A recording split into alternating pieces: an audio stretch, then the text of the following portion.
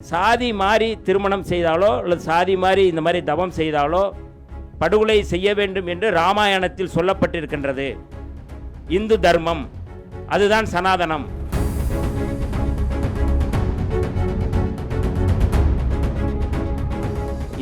இந்து மதம் அழிக்கப்பட வேண்டிய மதம். இந்து மதத்தில் சமத்துவம் இல்லை. இந்து மதத்தில் எப்பொழுதுமே சமூக நீதி இல்லை.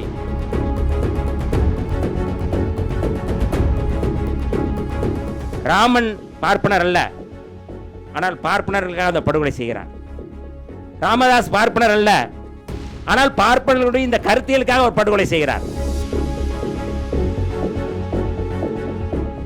ராமாயணத்திலே வருகின்ற ஒரு கதை, புரட்சியாளர் அம்பேத்கர் அவர்கள் இந்து மதத்தின் புதிர்கள் என்கின்ற நூலில் அது குறித்து மிக தெளிவாக இன்னைக்கு ராமாயணத்தை பற்றி எல்லாம் பேசுகிறாங்க. இன்னைக்கு பாரதிய ஜனதா, RSS, சங் பரிவார அமைப்புகள் பல்வேறு வகையிலே ராமாயணத்தை கதையாக அவர்கள் பாட்டாக அதை திரைப்படமாக்கி கொண்டிருக்கிறார்கள். டிவி சீரியலில் பண்ணிட்டு இருக்காங்க, டிவியில் கூட அதை போடுறாங்க.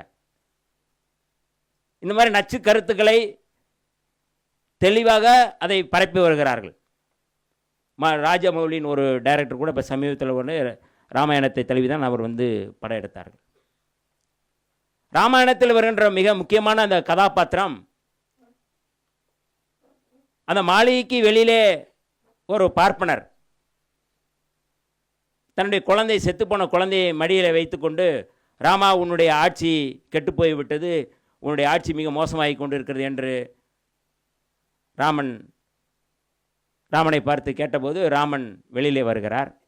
என்ன ஆட்சி என்று கேட்கிறார்கள். கேட்கும் பொழுது, உன்னுடைய ஆட்சி மிக மோசமாக போய் கொண்டு இருக்கின்றது, குலம் தர்மம் மாதிரி வேலைகள் நடந்து கொண்டு இருக்கிறது, தர்மம் மாதிரி மிக மோசமான செயல்களெல்லாம் செய்து கொண்டு இருக்கிறார்கள் என்று சொன்ன பொழுது, என்ன நடக்கிறது என்று கேட்கிறார். நீங்கள் காட்டில் போய் பாருங்கள் என்று சொல்லுகிறார் அந்த பார்ப்பனர். இவர் வாள் எடுத்து குதிரையில் ஏறி அந்த காடுகளுக்குள் சுற்றுகிறான். ஒருவன் மரக்கிளையிலே தலைகளாக தொங்கி கொண்டு இருக்கிறான். ராமன் கேட்கிறான், நீ யார் என்று கேட்கிறார். நீ என்ன செய்து கொண்டிருக்கிறாய் என்றால், நான் தவம் செய்து கொண்டிருக்கிறேன் என்று சொல்கிறான். உன்னுடைய பெயர் என்ன என்றால் சம்பூகன். உன்னுடைய சாதி என்ன என்றால் அவன் சொல்கிறான், நான் என்னுடைய சாதி வேட்டுவ சமூகம், அதாவது பழங்குடி சமூகம் என்று சொல்கிறான்.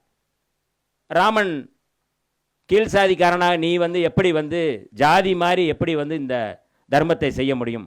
அந்தந்த சாதிக்கென்று ஒரு தர்மம் இருக்கின்றது, நீ ஜாதி மாதிரி இந்த தர்மத்தை எப்படி செய்ய முடியும் என்று சொல்லி வாள் எடுத்து அவனுடைய தலையை வெட்டி படுகொலை செய்கிறான். அந்த ரத்தம் அந்த குழந்தைக்கு தெரித்த பிறகு அந்த குழந்தை உயிர்ப்பித்ததாக அந்த கதையிலே சொல்லப்படுகின்றது.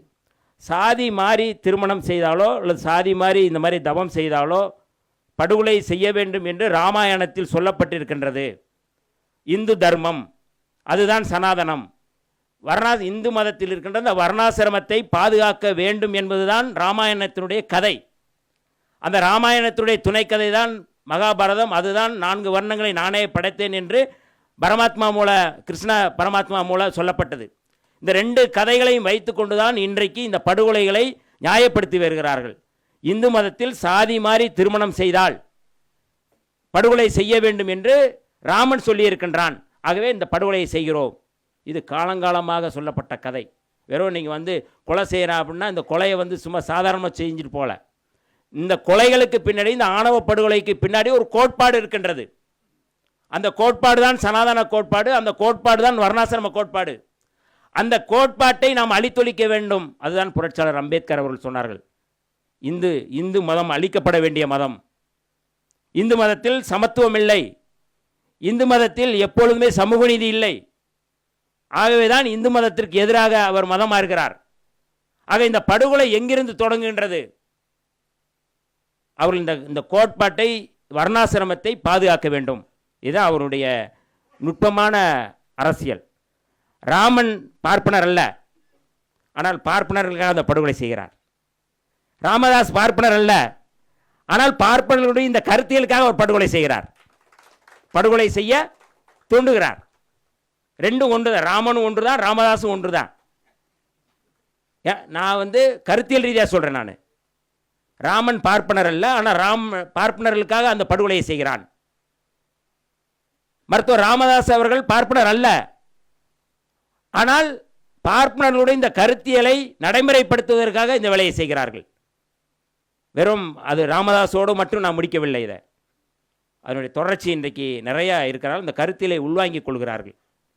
இந்த கருத்தியலை உள்வாங்கிக் கொண்டுதான் இந்த களத்திலே அவர்கள் வந்து இந்த படுகொலைகளை செய்கிறார்கள்.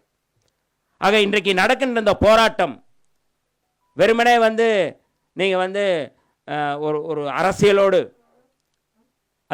அதோடு மட்டும் முடிச்சு விட முடியாது. இந்த சாதி ஆணவ படுகொலைகளை தடுத்து நிறுத்துவதற்கான தனிச்சட்டம் இந்தியா முழுக்க வேண்டும். ஏன்னா தமிழ்நாட்டில் மட்டும் இந்த படுகொலை நடக்கலை, இந்தியா முழுக்க இந்த படுகொலைகள் நடக்கின்றது. ஆகவே எங்களுடைய தலைவர் எழுச்சி தமிழர் தொல்காப்பியன் திருமாவளவன் அவர்கள் நாடாளுமன்றத்திலேயே இந்த சாதி ஆணவ படுகொலைகளை தடுத்து நிறுத்த தனி சட்டம் வேண்டும் என்று கோரிக்கையை நாம் வைக்கின்றோம். தமிழ்நாட்டிலும் அது தேவை. சமீபத்தில் இடதுசாரி தலைவர்களோடு எங்களுடைய தலைவர்களும் சந்தித்து முதலமைச்சரை சந்தித்து இந்த சாதி ஆணவ படுகொலைகளை தடுத்து நிறுத்துவதற்கு தனிச்சட்டம் வேண்டும் என்று கோரிக்கை வைத்தோம். செய்திகளை உடனுக்குடனும் துல்லியமாகவும் தெரிந்து கொள்ள சப்ஸ்கிரைப் பண்ணுங்க.